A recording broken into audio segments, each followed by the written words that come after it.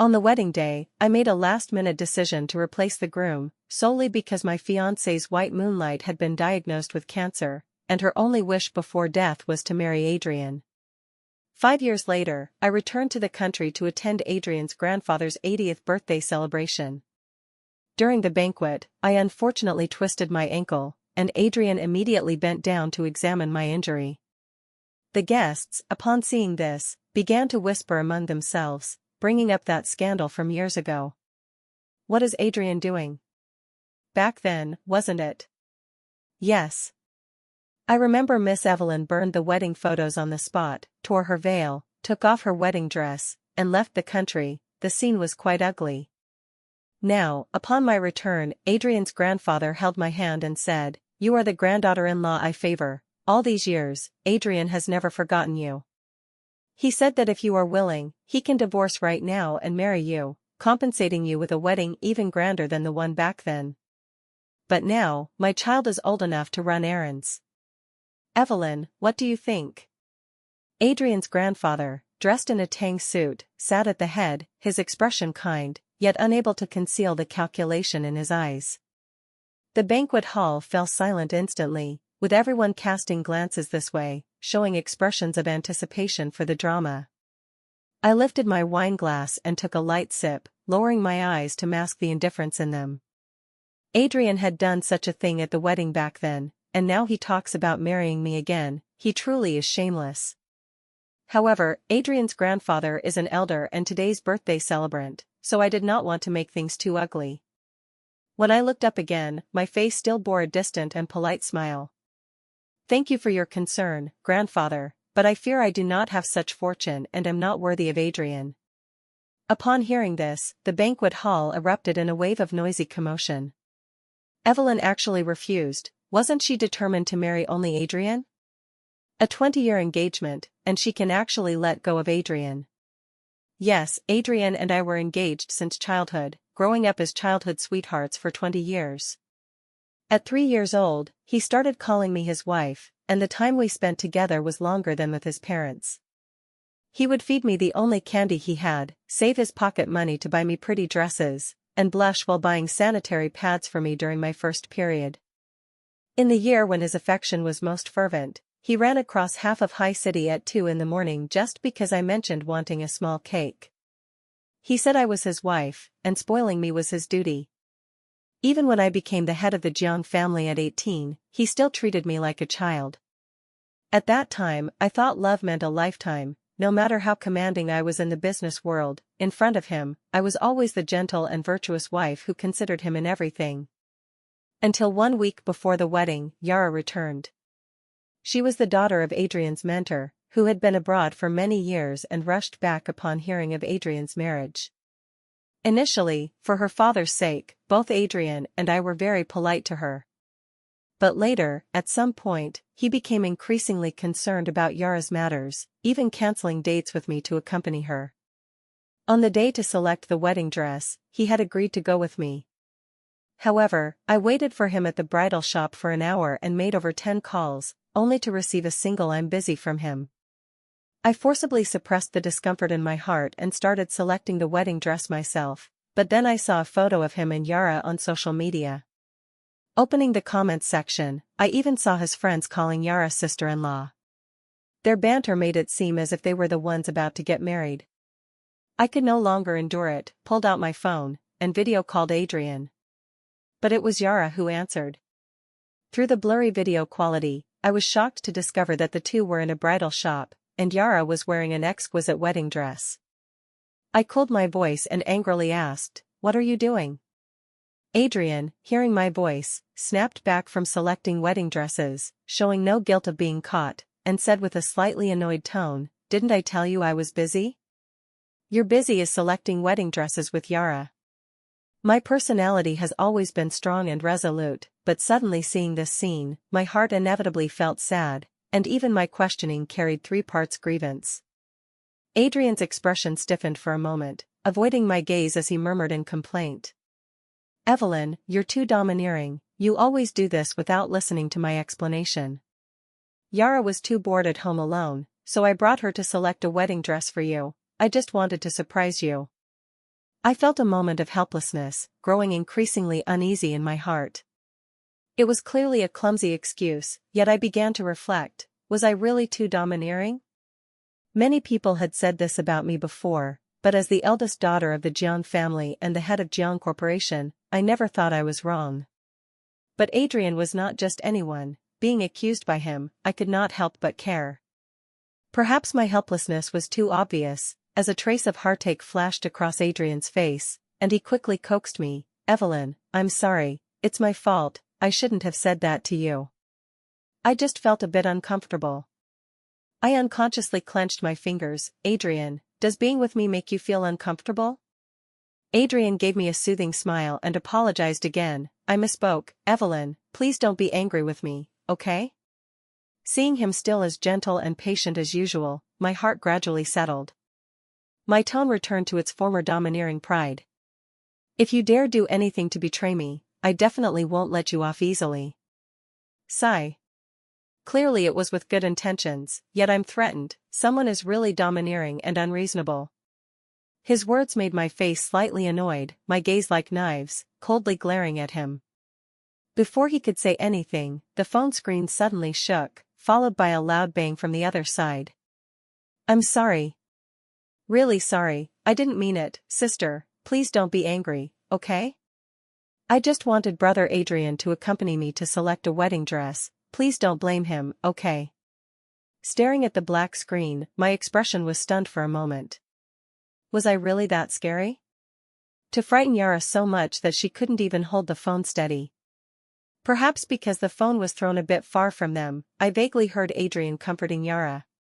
His tone was gentler and softer than when speaking to me. After that day, when I went to Adrian's house again, I met his mother's slightly dissatisfied gaze.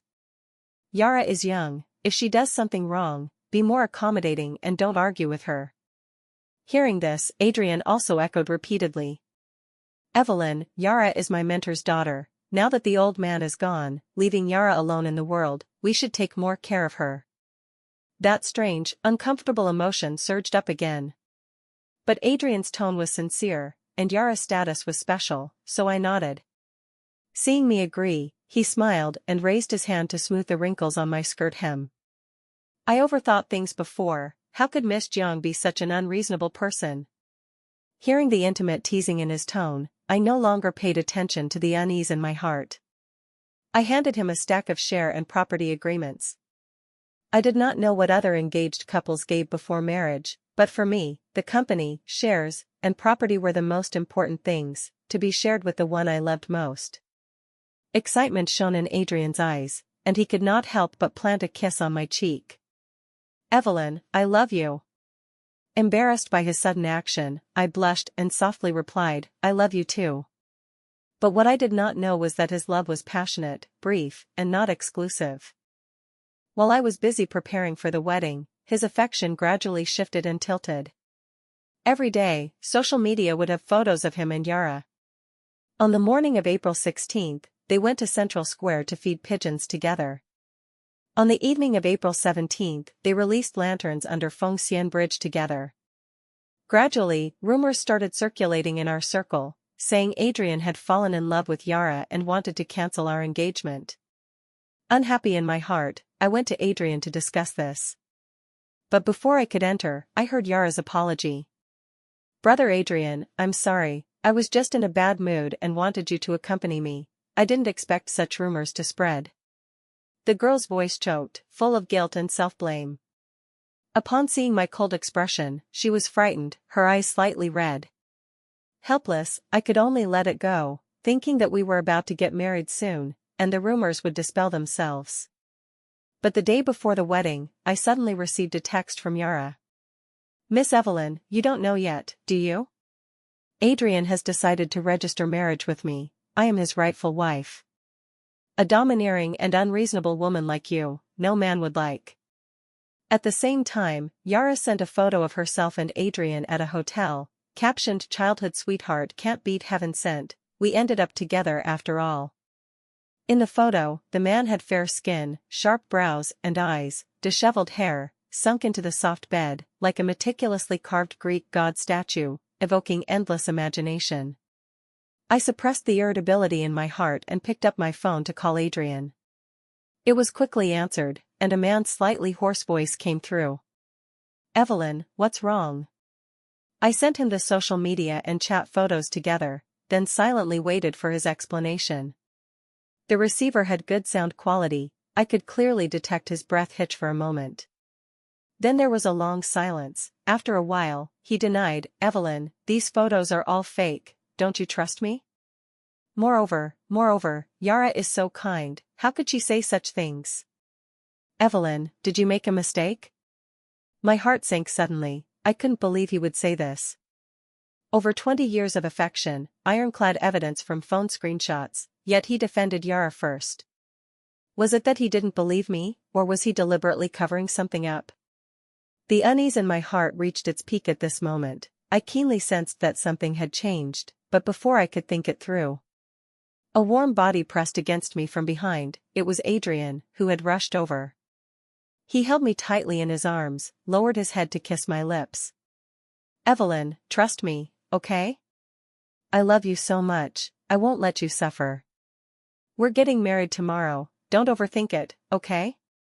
As for Yara, she is my mentor's daughter, and now I just take more care of her out of obligation, you can understand that, right?" He buried his head deep in my neck, showing a rare vulnerable expression, like a cat urgently seeking security. I gently stroked his back, struggled internally for a long time, and softly assured him, "As long as you haven't betrayed me, I'll always trust you, always love you."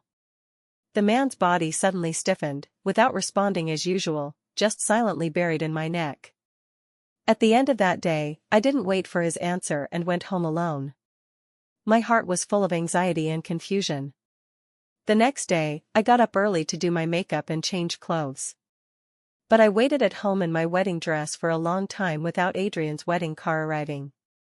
The calls I made were hung up one by one, and messages on WeChat sank like stones into the ocean. Everything indicated that my anxiety had become reality. But how could that be? That was Adrian, my childhood sweetheart, my lover of 20 years. Holding on to the last bit of hope, I went to Adrian's house, only to see Yara in a wedding dress. Adrian lowered his eyes, not daring to look at me, and said hoarsely, "Evelyn, our wedding, can we postpone it for a year?" Before he finished, Yara's mournful sobs came from the side. "Sister Evelyn, I don't have much time left, marrying brother Adrian is my only wish. Please fulfill us." I stared in shock at the absurd scene before me, tears silently streaming down my face. "Adrian, do you really want to marry her?" The person in front lowered his head even more, his voice trembling unconsciously. "Evelyn, wait for me a year, after a year, I'll definitely compensate you with a wedding grander than now." Clearly in midsummer, yet I shivered all over from the cold. "We met in youth, childhood sweethearts, you don't remember, do you? Mutual affection, vows of eternal love, all illusions, right?" My questioning was not forceful, more like a sigh or statement, with a touch of indifference and desolation. But Adrian didn't speak, which made it seem especially like acquiescence. I closed my eyes, intending to leave, but as I turned, Yara grabbed my sleeve. "Sister Evelyn, this is all my fault, please don't blame brother Adrian, okay?" I coldly stared at Yara. Before I could say anything, Adrian beside her couldn't hold back and spoke up to defend her. "Evelyn, don't make things difficult for Yara." Angrily, I flung off Yara's hand, she screamed, and something fell from her sleeve. I subconsciously looked down, only to be stung by the bright red marriage certificate, with photos of Adrian and Yara prominently on it. Once the surrounding people saw the marriage certificate on the ground clearly, there was a moment of silence, followed by a clamor that almost lifted the roof. "Adrian has already registered marriage with Yara, isn't this trampling the Jiang family's face on the ground? I heard Miss Evelyn gave shares to Adrian, this way, isn't it losing both the person and the wealth?" My mind blanked for a moment, my hand faster than my brain, I slapped Adrian. "Adrian, you bastard." The crowd's discussion grew louder, all eyes on Adrian, wanting to see his reaction. But he remained silent, pulled Yara into his arms protectively, and left without looking back. As he turned, I clearly saw Yara's smug smile. From birth, I had never suffered such a great grievance. Anger like a fire burned away all my reason. On the spot, I ordered people to smash the wedding venue. I personally burned the wedding photos, tore the veil, took off the wedding dress. In front of everyone, I announced that from now on, our two families would sever all business cooperation. For the next 5 years, I went far abroad and never returned to this heartbreaking place. Pulling my thoughts back from memories, I dazedly realized that the intense love and hate from back then now only left sighs. Evelyn, Adrian wronged you in the past.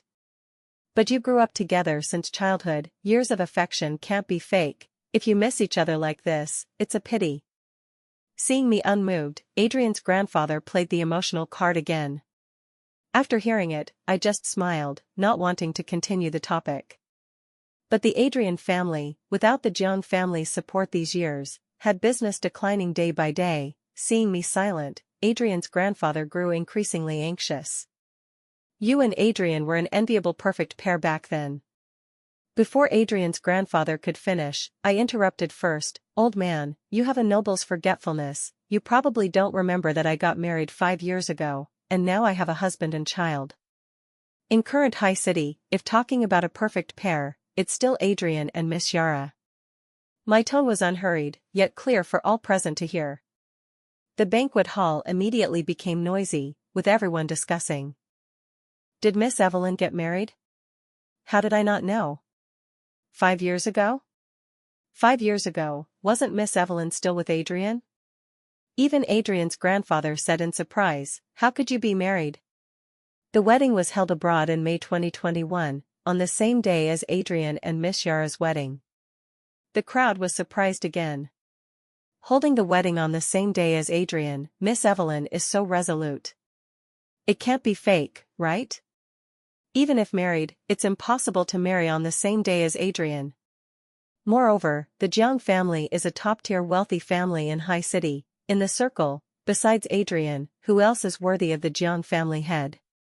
In my opinion, the Adrian family has declined these years. To say who is worthy of Miss Evelyn, it's still that Lucien from the capital. I heard ninth master has been abroad these years too. The topic gradually deviated, and the discussions grew more heated. But I, at the center of the topic, remained calm throughout. Time was like a silent snow, covering and freezing too many memories, too many emotions. What remained was only a field of indifferent white. But Adrian's grandfather didn't seem to think so. His gaze toward me was full of complexity, and after a long while, he sighed regretfully. It seems Adrian doesn't have this fortune. Fine, since you're unwilling, pretend I didn't mention this today. I took a light sip of red wine, without exposing Adrian's grandfather's little scheme. Saying I'm unwilling, probably he still doesn't believe I've married until now. Forget it, anyway, my time in the country won't be too long, so naturally, I don't need to care too much about these people's opinions. Rather than caring about their thoughts, better to spend time thinking about my husband and child waiting at home. Ethan has become increasingly naughty since starting kindergarten. I don't know if his father can manage him. Perhaps I was too distracted. I didn't notice the step under my feet for a moment, and as my body became unstable, I was about to fall. I quickly grabbed the nearby handrail, but a warm palm firmly supported my waist. Evelyn, be careful.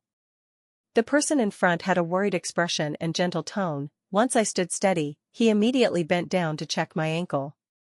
At this moment, it seemed nothing had changed. He was still that youth who put me first in everything, always caring for me. But I knew clearly that it was different, everything was different. Lightly lifting my foot, I silently stepped back, put on a businesslike fake smile, and politely said, "Thank you, Adrian."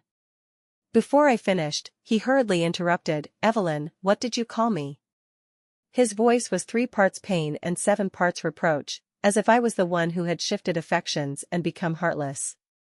I retracted the fake smile on my face and said in a businesslike manner, "Mr. Adrian." Upon hearing this, Adrian seemed stimulated, his voice suddenly rising, "Evelyn, how can you treat me like this?" The sound made my ears ring, and I stepped back a few more steps, even wanting to leave. But Adrian persistently chased after me. "Evelyn, we've only not seen each other for 5 years, how did we become so distant? Do you know? Since you left, I've thought of you every day.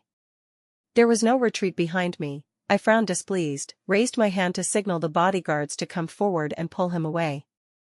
In an indifferent tone, Mr. Adrian, I have no hobby of confiding in other people's husbands. If Mr. Adrian doesn't want today's matter to reach Mrs. Gu's ears, please stay away from me. But he seemed not to catch the sarcasm in my words, anxiously explaining. Evelyn, I had my reasons for marrying Yara back then. If you're willing to marry me, I'll divorce her right now, okay?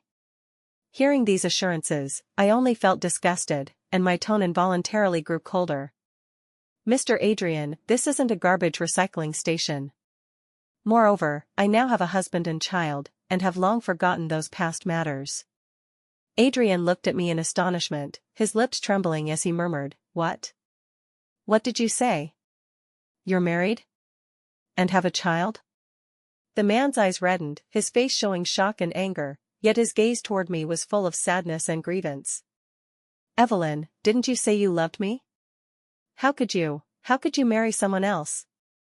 Hearing this, a cold smile curled up my lips, and I scoffed, Mr. Adrian has a noble's forgetfulness. You probably forgot your heroic act of throwing the marriage certificate at me on the wedding day. Adrian was rendered speechless by the retort, his face gloomy as if about to drip water. The surrounding people, having watched enough drama, began discussing that old incident from back then. Back then, wasn't it Adrian who broke the engagement first? Now he's pretending to be deeply affectionate. Speaking of deep affection, who can compare to Miss Jiang? Back then, she gave half the Jiang family to Adrian. What? Half the Jiang family? Exactly. And even so, Adrian pulled out the marriage certificate with Miss Yara on the wedding day, severely slapping the Jiang family's face. Otherwise, why do you think the Jiang family targets the Gu Corporation so much? People's gazes drifted this way intentionally or not. I have no hobby of being a spectacle, so I stood up to leave. But Adrian grabbed my wrist. Evelyn, don't go, okay? His eyes were full of attachment and reluctance, as if we were still in passionate love, still that reluctant young couple under the dorm building. But I'm not 18 this year, not easily coaxed. If Mr. Adrian has anything else, you can talk to my assistant. After speaking, I flung off his hand and strode toward the banquet hall exit. But he seemed unable to understand human language. Even after multiple sarcasms, he still jogged out of the banquet hall chasing me. Evelyn, I know I was wrong. You can treat me however you want, just don't abandon me, okay?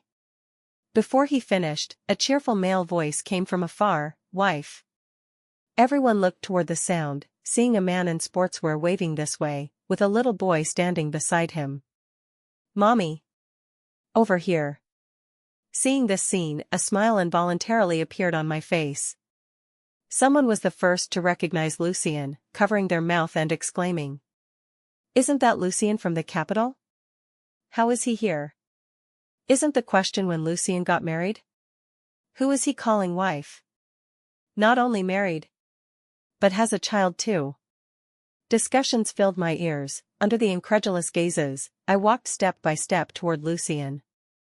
He was still as carefree and casual as when we first met, having found a black tracksuit from somewhere to go out. Seeing I wasn't wearing a coat, he casually took off his own and dared to put it on me. Even when I impatiently slapped his arm, he only looked at me aggrievedly with those affectionate peach blossom eyes. With his current appearance, he didn't look like the capital's Lucien at all, more like a disobedient husky. It's just attending a banquet, why so late? Do you know I've been waiting at home for an hour, and reheated dinner 3 times? Lucien nagged on, listing my faults one by one, and finally summarized with one sentence. But who made me like you? I'll reluctantly not argue with you.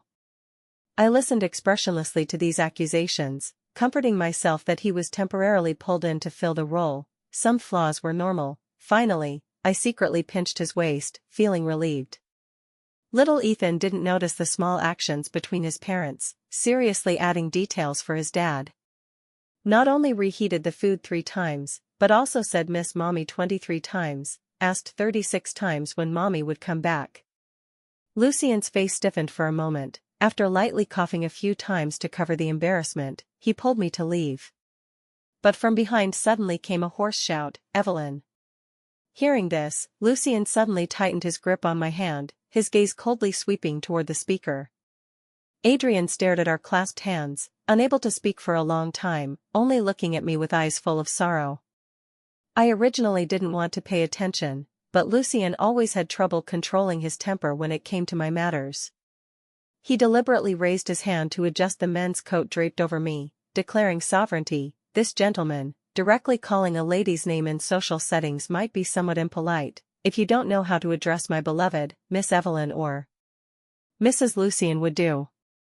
He bit the words Mrs. Lucien heavily, almost writing provocation on his face, like a territory-marking dog. Adrian, obviously greatly stimulated, spoke without choosing words. "Evelyn and I have been together for 20 years, how I call her is not for an outsider like you to comment on. If not for the rift between us back then, do you think you'd have a chance to marry her?" Lucien's fingers adjusting his collar slightly stiffened. I knew the knot in his heart and was about to comfort him. But he suddenly pulled me into his arms, planting a kiss on my forehead. "Mr. Adrian, do I need to pull out the marriage certificate to prove my qualification?" At these words, Adrian's face turned ashen with anger, his finger pointing at Lucien trembling. I silently retracted the comforting words at my lips, having to praise the dog's sharp tongue. "Evelyn, the 20 years of affection between us, have you truly forgotten now?" His eyes were full of pleading, rims already red, tone humble to the dust. Lucien had already opened the car door for me. Before getting in, I gave him one last look, my voice as indifferent as ever. "Adrian, as early as 5 years ago, when you threw the marriage certificate in my face, I forgot all that affection." The Maybach's engine roared loudly. Lucien floored the accelerator, completely isolating today's farce outside. In the car, Lucien, who had been unhappy all evening, held my hand and started whining. "Evelyn, the 20 years of affection between us, have you truly forgotten now?" His tone was so sarcastic, his gaze so aggrieved and resentful, truly rare in my life. I helplessly held my forehead, doubting for the 10,001st time if the person before me was really the capital's Lucien. Seeing me silent, Lucien held my hand tighter and tighter, until the Maybach drove into the underground garage, and Ethan was taken back to the villa by bodyguards. I was even thinking why the renowned Lucien was like this in front of me. Perhaps I was lost in thought too long, making him misunderstand something. A dry apology sounded in my ear. "I'm sorry." I snapped back from the messy emotions, looking at him blankly. What met my eyes was a gaze sadder than Adrian's earlier, like a giant dog abandoned by its owner. "I'm sorry. I shouldn't have provoked Adrian. Please don't be angry with me, okay?" His voice was very light and slow, with a rare pleading tone. It was very much like 5 years ago, when he asked if I could replace the groom with him. Uneasy, hesitant, anxious, pleading. It was also at this moment that I finally understood why he wasn't the renowned Lucien in front of me. Perhaps our marriage wasn't following a script of marriage first and love later, and regarding me and Adrian, he never had any knot. It was just that someone had already entered the game before I noticed, with no way out.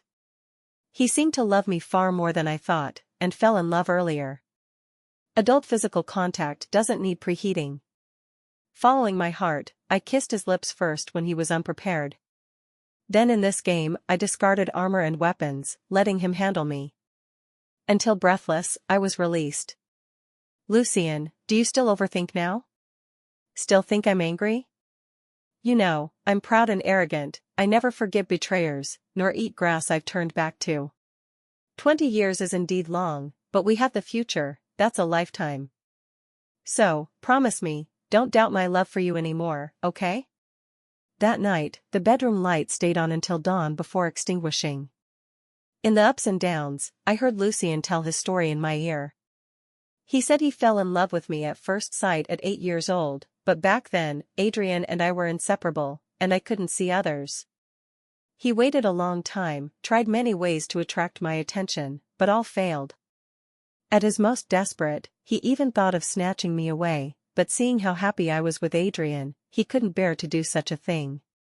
Later, when he was almost giving up, he heard what Adrian did, and in anger, said he would come to be my groom.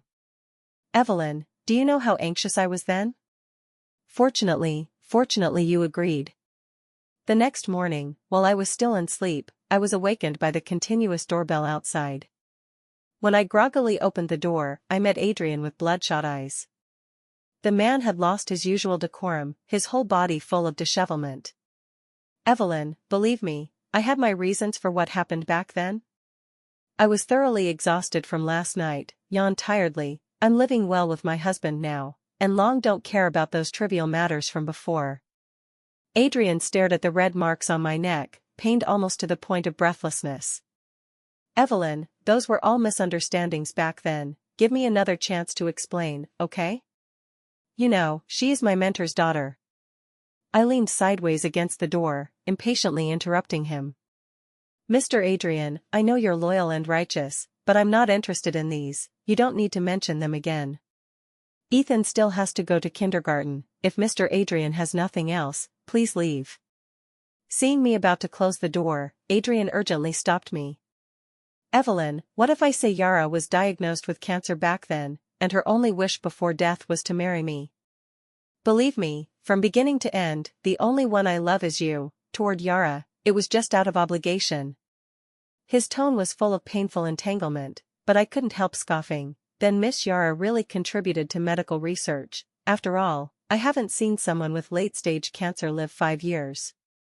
As for Mr. Adrian repaying kindness by pledging himself, I can only call it Mr. Adrian is righteous.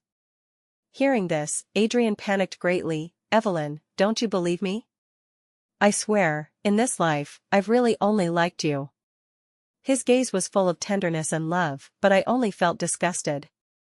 In an instant, my voice suddenly rose. Love me? Love to the point of accompanying Yara to select wedding dresses before the wedding, love to going to hotels with Yara, love to allowing your friends to call her sister-in-law on social media? Adrian, the face of me, the dignified Jiang family head, was thrown to the ground and trampled by you time and again. How do you have the face to say you love me? Love me?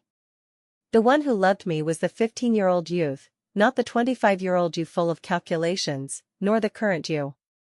20 years of emotion. Perhaps when he approached Yara step by step, there was indeed hesitation and struggle, a conscience awakening. But he was too certain of my love for him, so he naturally abandoned me, discarded me. No, it's not like that, Evelyn, the one I like is you, always you. Adrian held his head, squatting painfully on the ground, tears silently streaming down his face, constantly denying my words. I no longer paid attention to the deranged Adrian outside, slammed the door shut, and planned to go back to catch up on sleep. I hoped he would be sensible and never appear before me again. Perhaps my wish came true. From that day on, I never saw Adrian again. I heard he fell seriously ill, and afterward was always somewhat deranged. The Adrian family managed him at first, but later when he injured a hired servant, he was sent to a mental hospital. And Adrian's mother firmly believed her son became like this because of Yara, angrily driving Yara out of the Adrian house. When I finally had time from piled-up work again, Adrian was long gone from the circle. As for the high-end villa costing hundreds of thousands per square meter allowing Adrian free access, opinions vary. After all, a certain dog is best at winning without bloodshed.